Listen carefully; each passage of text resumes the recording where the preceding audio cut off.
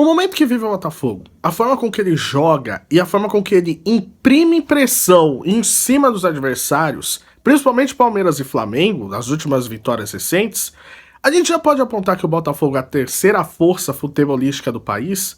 Vamos discutir aqui nesse vídeo e a gente também vai dizer aqui nesse vídeo o quão brilhante é John Textor. O quanto ele conseguiu entrar na cabeça das pessoas sem a gente perceber e o quanto a gente caiu nisso. Vamos debater tudo aqui nesse vídeo, mas antes, se você não é inscrito, se inscreva no canal para ajudar nosso trabalho a crescer cada vez mais. Que o Botafogo ele tá vivendo um momento mágico, isso é inegável, porque isso vem desde o ano passado. Ano passado, o Botafogo fez o melhor primeiro turno da história do Brasileiro de Pontos Corridos. Ao mesmo tempo, se você pegar o campeonato como um todo, ele teve a maior perda dentre as principais ligas do mundo. Ninguém perdeu o campeonato com 13 pontos de vantagem. Só que o Botafogo já estava encantando pela sua forma de jogar desde o ano passado, principalmente jogando em casa. Mesmo com o Luiz Castro, que não é um técnico tão ofensivo assim, o Botafogo ele conseguia fazer gols antes dos 10 minutos de jogo, e ele conseguia fazer gols nos finais de jogos. E ele simplesmente passava o carro nos adversários jogando no tapetinho. E esse ano, com o Arthur Jorge, o time consegue fazer tanto isso dentro de casa quanto fora de casa. E você vê que é um time que preza pelo contra-ataque, é um time que tem posse também, mas é um time muito veloz e vai muito em direção ao gol e ele sabe o que ele está fazendo.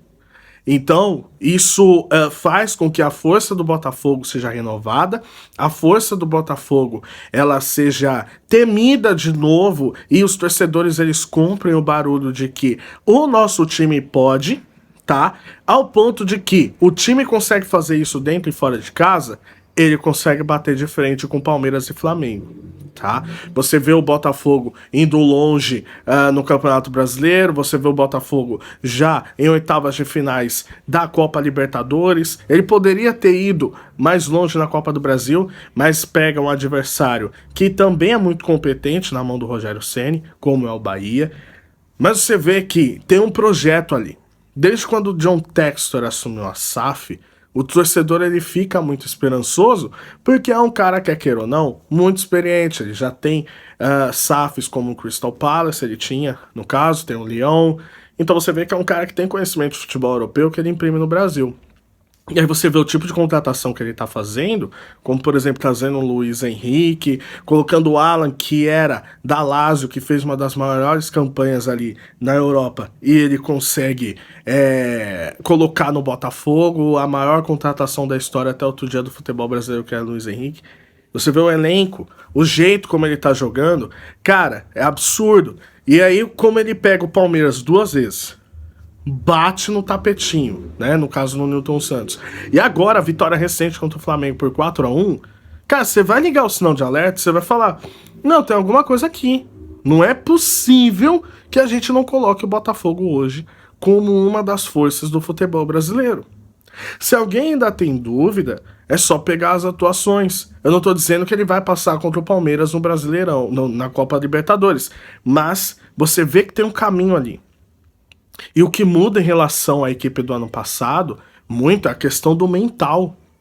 A questão de que, olha, a gente não pode mais deixar a peteca cair. A gente não pode mais dar as brechas que aconteciam na outra temporada ao ponto da gente perder um título que era praticamente ganho. Você vê o Botafogo imprimindo seu ritmo do início ao fim. E contra o Flamengo hoje, principalmente, ele sobrou na parte física no segundo tempo. Você vê que o Flamengo ele tem muito mais estrutura, ele tem um elenco muito melhor, ele tem um treinador muito mais conhecedor, mas você vê que mesmo assim o Botafogo encara, mesmo assim o Botafogo ele coloca medo nos seus adversários. E aí quando você tem um modelo, um tipo de gestão e a forma como é lidada, cara, o sinal do sucesso está aí. E aí que entra a figura principal, que é um gestor. Na minha visão, o longo prazo mostra que a gente caiu na falácia do John Textor. Como assim caiu na falácia do John Textor? Se você parar para pensar, o que aconteceu com o Botafogo ano passado foi tão bizarro, foi tão grotesco que o time virou piada, né? Os jogadores sentiram muito isso. Vários dos jogadores da torcida não queriam mais ver a cara. Um deles é o Marlon Freitas. O Marlon Freitas está fazendo uma temporada espetacular. Porém, a torcida não queria ver ele. Até o Eduardo se machucar, a torcida também não queria ver ele. Por quê? Porque são jogadores do resquício da campanha do ano passado. Porém, quando você tem um gestor, um chefe, né, que ele consegue inverter a lógica, você vê que esse cara ele tem um plano ali para poder se executar. E na minha visão, tudo que o John Textor queria era tirar a pressão dos jogadores e passar para ele. Aquilo que ele tá falando sobre um esquema que fez o Palmeiras ser campeão, a arbitragem que ajudou o Palmeiras, que tirou o título do Botafogo que estava praticamente ganho, para mim não passa de uma cortina de fumaça para ele conseguir tirar a pressão dos jogadores e passar para ele.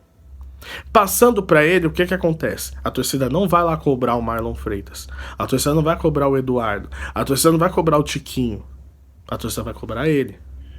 A mídia vai bater nele, não vai bater no Botafogo. Então, na minha visão, ele sabe que tudo isso não existe.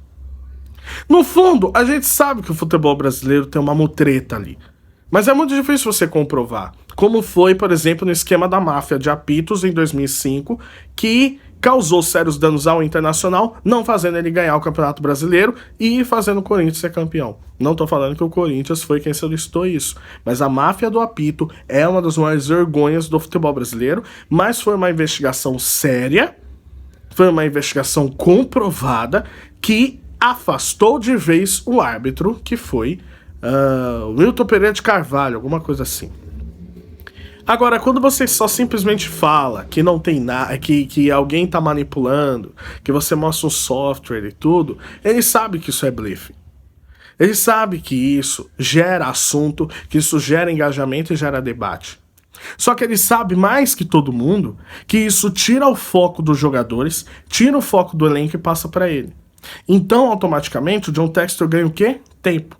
Tempo para fazer o técnico trabalhar, tempo para fazer o técnico botar o seu modelo de jogo no time e não cair na pressão, e tempo para poder tirar os jogadores que tiveram força mental derrubada e que não conseguiram devolver ali o desempenho que tinham.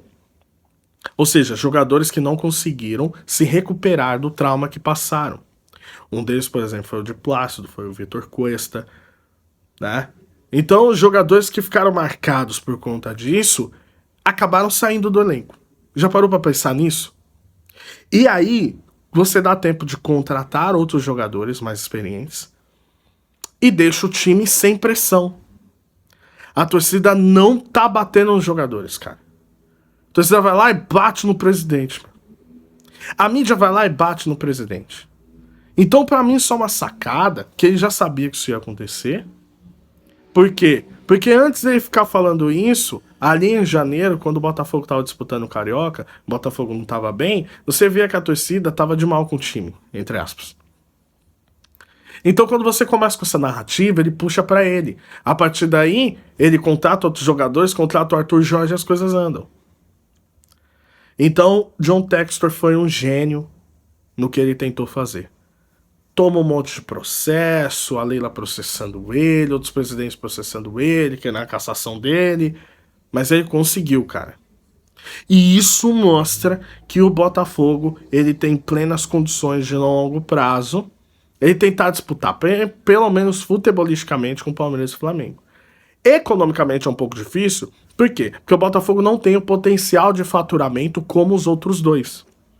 O Flamengo, ele faturou ano passado 1.300 bi. O Palmeiras faturou 970 milhões. O terceiro maior faturamento do Flamengo é o primeiro. O Botafogo não faturou nem isso. Só que, por outro lado, o Botafogo ele tem a maior dívida entre os clubes da Série A. Ele tinha. Passando de 1 bilhão. Mas você vê que o time tá ganhando mais visibilidade nacional. Ganha mais visibilidade internacional. Cada vez mais jogos do Botafogo estão sendo transmitidos. Cada vez mais patrocinadores surgem.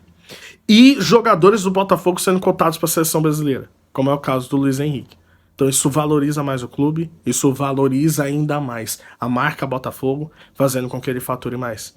Mas, sem dúvida nenhuma, na minha opinião, o Botafogo hoje é a terceira maior potência futebolística do país. Ele passa o Atlético Mineiro, porque o Atlético Mineiro ele tem muitos bons jogadores, mas ele não tem um projeto fixo. E o Botafogo já é o contrário. Quero saber o que você acha, deixa aqui nos comentários. Se você não é inscrito, se inscreva no canal. Tamo junto e até a próxima. Valeu.